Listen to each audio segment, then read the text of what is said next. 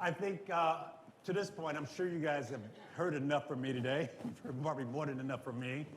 My objective here is to really facilitate a discussion with really two of the leading experts when it comes to digital innovation and what's taking place.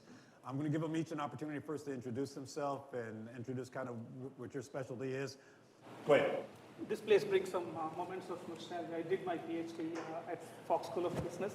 This was my first year class, so good to be back here. And we're not bored of you. That's one thing I wanted to share.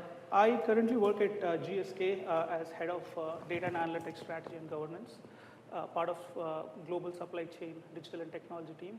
Before my current role, I was leading the vaccines data and analytics that spreads across R&D, manufacturing, commercial, and the support functions as well. Coming to my personal, right, I was trained as a computer science engineer, but started my career on mainframes and made my ways into analytics and spent a lot of time in pharmaceutical consulting, and then came back to GSK to apply all the lessons that I learned from consulting and industry. So that's about me. Thanks, Dr. Partha. I'm Srijit. I'm the Senior Vice President and the lead for Life Sciences Vertical in CTS Tech. I handle the P&L responsibilities for Life Sciences. I've been in the industry for 24 years and nice to see pharma evolve. I heard the personalized medicine and it's fascinating actually. As an organization, we do a lot of work in personalized medicine and I would love to exchange notes on that some other day. I know the topic is different, but that was just an interesting topic, Michael, to really pick on actually. Pleasure meeting you all. Thank you. Absolutely, and that's what the purpose of today's get-together is, to talk about the various things, whether it's personalized medicine, precision medicine, patient engagement, or what we're going to talk about today around digital innovation, right? So before I get into the discussion, I think it's very interesting, Dr. Partha, the way you kind of look at yourself. You consider yourself to be kind of a student, a practitioner, and a preacher. Right, so I'm going to give you a moment to kind of elaborate a little bit on what you mean by that. Yeah, I think that's my personal philosophy on how I look at my work. I start as 3 concentric circles, where the center being student. I'm an eternal learner, so to speak, and then I cannot be a good practitioner. That's my second circle in the concentric circles. I cannot be a good practitioner if I'm not a good student. And then I cannot be a teacher if I'm not a practitioner. I don't preach before I practice. So I teach at IIT, Illinois Institute of Tech, Chicago. So I play all these 3 roles to keep myself connected between the academic rigor, practitioner relevance, and bridging that gap. So let's talk a little bit about digital innovation. And there's a number of different ways I want to address this. Let's start first. And Srijit, I'll let you kind of start out by telling us, what do you see as really the top 2, maybe 3 priorities when it comes to digital innovation in the medical space, right? In healthcare and life science space. Well, honestly, if you ask me, I would really pick data actually in the digital innovation space, because as we look at the industry, especially pharma industry, a lot of digital innovation, going back to your point about digital pill, digital therapeutics, the starting point is really the data. If you don't have data, then how do you really generate insights out of it, really make sense out of it, basically. So digital innovation has to really succeed only when you have the data in place, actually. The rigor to collect data, the rigor to manage the data, the rigor to really generate insights out of the data. As we look at the trends today in pharma industry, going back to the earlier session that you spoke about, digital therapeutics is really playing out there. Every pharma organization over there really wants to get in up and close to the patient. They really want to move beyond the pill. Nobody's talking about a brand. People are talking about patient, having a 360-degree view of patient. If you have to do that, you really need to bring the ecosystem around you. How do you really bring the HCPs, which is where the next trends are, because there is 21st Century Cures Act playing out there, which is kind of mandating that, you have to go back to real world data to really serve the patients, be it clinical trials or in the post-clinical trial phase. So to me, interestingly, that's the way the industry is moving towards. There's a real influx of data going on to real world data, real world evidence, digital therapeutics, digital pills, all evolving beyond the pills, basically. So data is really the foundation of that really sets the tone for all this. And if you think back, I don't know, 10 years ago, everybody was talking about, the big term was big data, right? It was getting big data, but not really knowing what to do with it. And I think what you've expressed there is very clear. Dr. Parth, I mean, do you somewhat agree or a little bit different view of that when it comes to priority? Yeah, there is no disagreement on the data part. What I would add is fundamentally the rules of the game are changing in the space. I'll just take a follow-up on the previous discussion you had, right? People are imagining a different world, a better world. To take an example, a simple question like, can I 3D print my prescription? Right? A fundamental question, vague question, might not make sense when I think, oh, this is a very regulated industry. How can you 3D print? You can 3D print a mechanical bolt or a screw for the table, but how do you 3D print a pill, right? That's something that people are imagining. Like if you talk to scientists in the research arena, the way people are thinking about is there is no restriction for us to imagine a better world. Let's see how we can package the idea, how we can, and see the innovation triggers are primarily in the R&D space, in the industry, and also in the sales space. How can you sell innovative? Like R&D and sales come together and they have what you call as incremental innovation, like new indications, right? We know there are drugs that I came across which is for blood pressure, but it happens to grow hair on your head. Like it's incremental innovation that keeps happening, creating new services and product lines. But the rules of the game are changing. Like I was talking to a site like last year, or before last year, and they were telling me that FDA could do inspection at the site using like a drone camera, visual inspection, which has like a 45-day cycle time of pre-planning, field work, post-reporting. All of that becomes like if I'm doing visual inspection, can I send a drone? Can I have all the COVID restrictions meet, at the same time not stop any manufacturing processes? How can I do auditing or visual inspection with a drone? Like the games, the rules are changing for the game. So I think that's a fundamental, like we are allowed to imagine art of possible.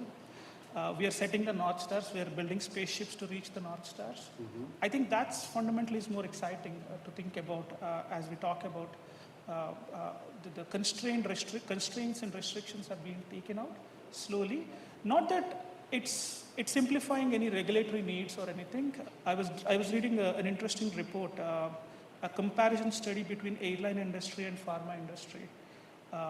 Both, let's say they're talking about vaccines specifically. So the paper talks about both are supposed to prevent a loss of life, one through vaccine, attenuated vaccine, and one through making sure the pilot is taking you safely, right?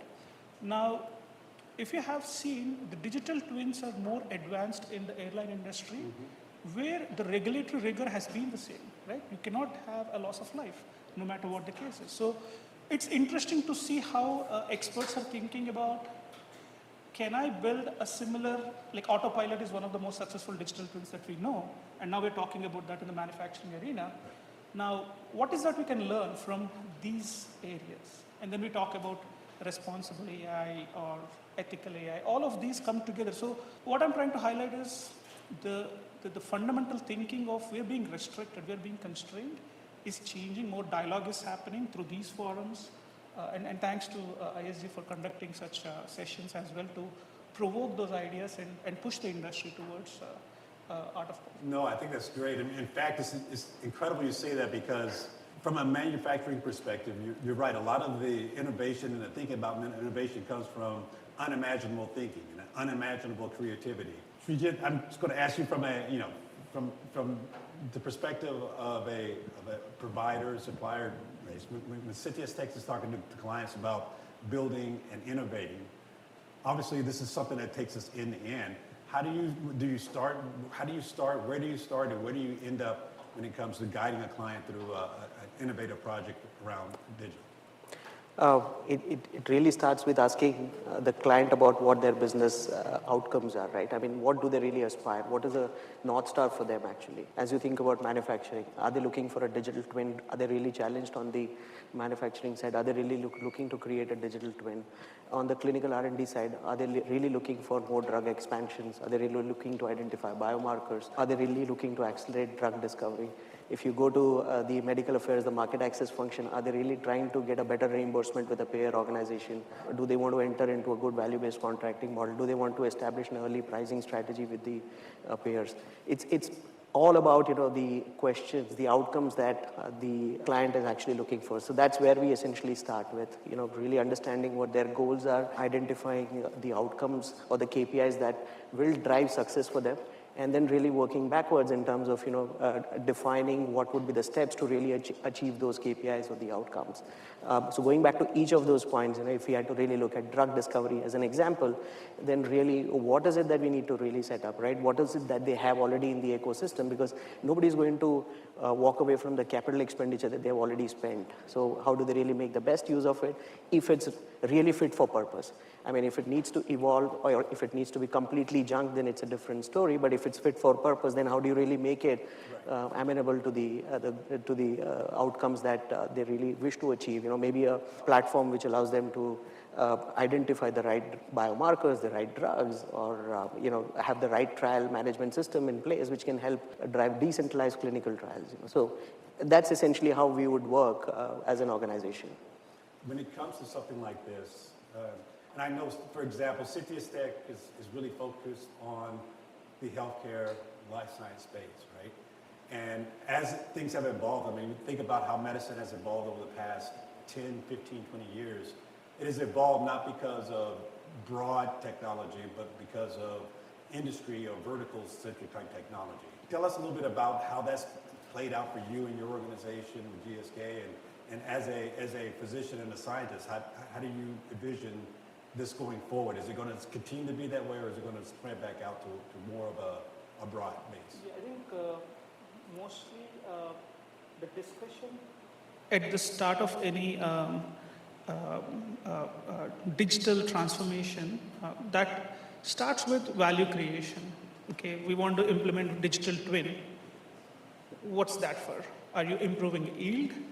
Are you adjusting your demand supply based on market forces quickly than you were doing before?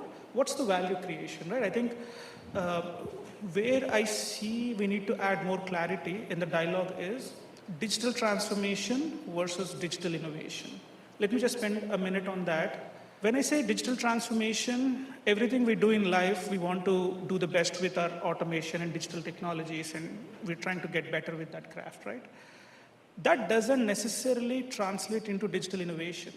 So a lot of people confuse this point where innovation, we all want to be innovative. Everything we want to do is going to be innovative, and that's the aspiration, right?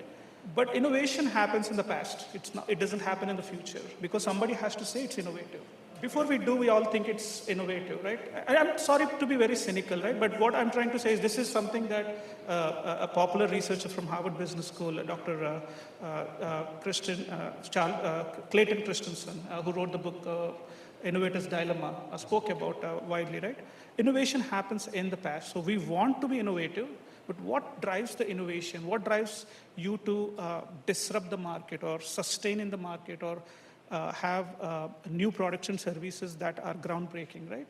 That's where we got to be a little careful. Like if we are moving our processes from a legacy method to a digitized journey, then that's digital transformation.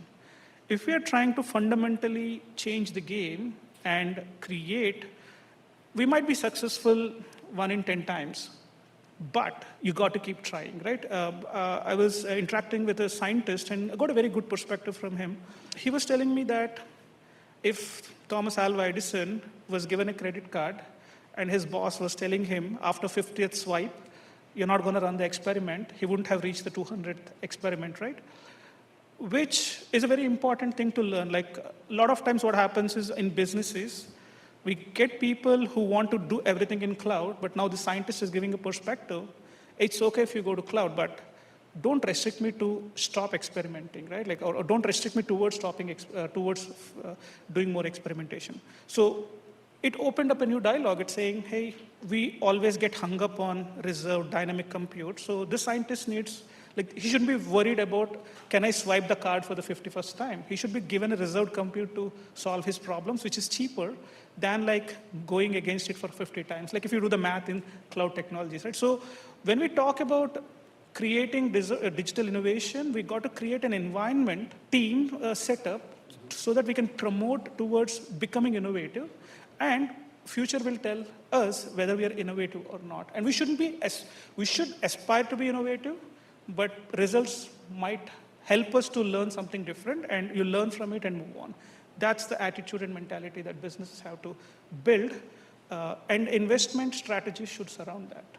If I may Yeah, just please, add, yes. it's interesting, you actually mentioned about innovation happening in the past. If I look at what's happened pre-COVID and post-COVID in the pharma industry particularly, decentralized clinical trials have been there for 7 years, 6, 7 years. If you look at organizations like Science 37, they've been there. I don't think they were really able to foster innovation. COVID came in and voila, you really started getting in decentralized clinical trials as the buzzword, as the in thing, right? I mean, that's innovation actually, but that's been happening in the past in many ways. Digital twin to the point of manufacturing. I think it's been there. People have been speaking about it for quite some time, right? Digital twin in supply chain, in manufacturing. At least I've heard about that conversation in the plasma-derived therapies, for quite some time. Plasma collection, actually. I don't think before COVID anybody really thought about it seriously. So to your point, that supports the argument. Innovation has happened in the past, but it's just that we have started to acknowledge it now. We're starting to accelerate it right now, and there's a part of me that loves what you both just said, particularly around digital innovation and digital transformation, because as a consultant, we throw that term around a lot: digital innovation, digital transformation, best in class, world class. When really the reality is that digital innovation doesn't have to be a moment in time; it's a journey, right? So, right. You've got to create that environment for teams to succeed. On the flip side of the digital innovation, we talked a lot about what drives it and what are the priorities. But what about the other side, the challenges and the risks? What do you both see around that? I'll start with you, Dr. There are three interesting parameters to think about, if you ask me. One is organizational agility. The second is organizational adaptability, which are different. And then the third is organizational ambidexterity. I think it's important to understand these three things in the context of, these things really help us to understand the constraints for processes to be innovative or solutions to be innovative. The first one is like the agility, right? So agility is how you respond to market forces. How do you come up with new products, new services? How do you link things together? Can I have that nimbleness? Can I do things faster? That's agility. Typically, the business strategy, like your chief medical office or chief sales office, right? They now need to have a capability to be agile to respond to market forces. That is, if you don't sense that and seize the opportunities, that's where you become irrelevant, right? The second thing is organizational adaptability. That's where tech plays a key role, where you got to adjust your technologies. Like if somebody is asking to scale up a particular vaccine or a drug because of a market force, do I have my equipment, my systems, my people who can adapt to what your business is looking for, right? They're two different things, like the business strategy and tech strategy, that needs to come together. And ambidexterity is the most important thing, where left hand knows what right hand is doing, so that it's a coordinated journey. So ambidexterity talks about now, near, and future. You don't follow the hype and hurt yourself next year.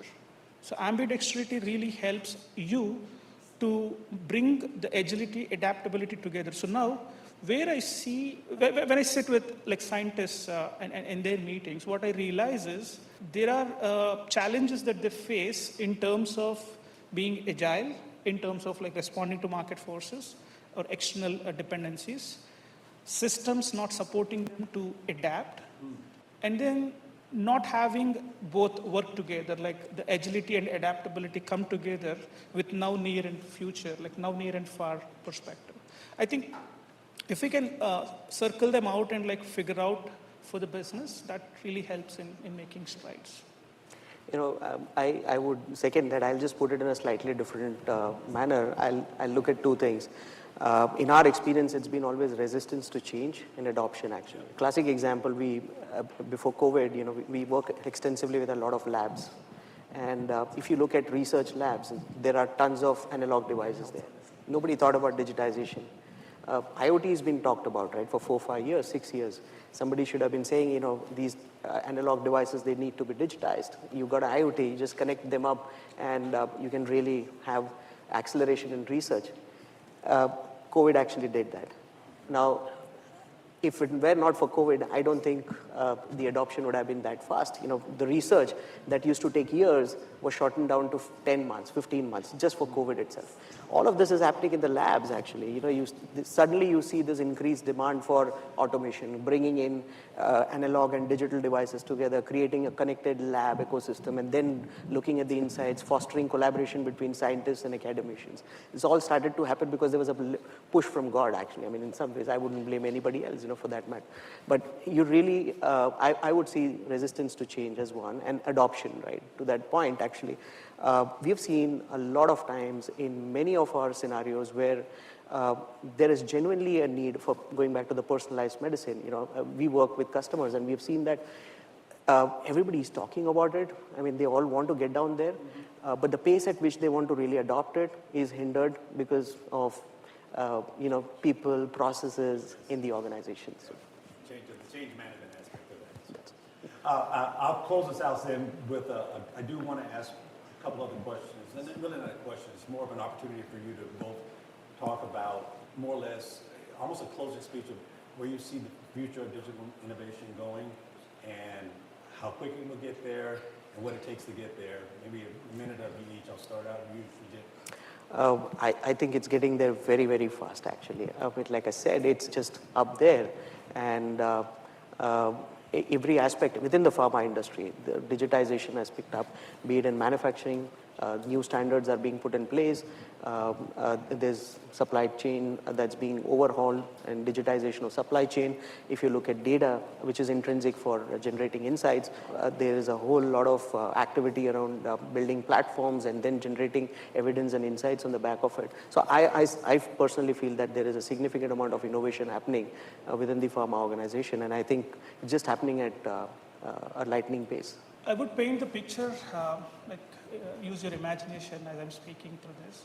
I put two ends of the spectrum. One is an NFL player or a basketball player, and the other one is a rover navigating on Mars. Right? I'll put this as two ends of the spectrum, and I'll talk about digital journey. So if you have your y-axis as collective intelligence, like human and machine working together, and your x-axis being degree of automation, right? Art forms, players, that cannot be automated. At this point in time, that's what gives you, it's not digitized, right? There could be technology supporting game to progress, but the players are not digitized. The tasks they do not get digitized. So that's one side of the spectrum where it's art and specialized skill. The other side of the spectrum is if you leave Earth's atmosphere, you've got to be dependent on digital, right? Which is a Mars, moving on, a rover moving on Mars, sends signals. Most of the work is done by the rover. We just run models and do the smaller side of the heavy lift we need to do, right? So those are two ends of the spectrum where every process we think in business falls somewhere in between. Now, what I would like my teams and my partners to think about is, what is that y-axis for us? Like how much of automation we could do with digital, how much of human judgment is needed to be baked, how do they work together in meeting our goals? Because everything we do, I see as falling between, like if you say assisted surgery, right? It falls towards the right-hand side of the spectrum. If you're talking about auditing today, that falls towards the left side of the spectrum. So it falls somewhere in the middle, and we got to strike a balance of what is that optimal collective intelligence we can build with digital and human capital. I think that's where we all need to progress the discussion towards, and then that's how I coach my teams and partners to always ask that question. That's great. No, that's very, very insightful. I don't think there's anything I need to say on top of that. Very good way to put it. So I thank you both, Dr. Partha, Sujit. Thank you much for your time. Thank you. Thank you. Thank you.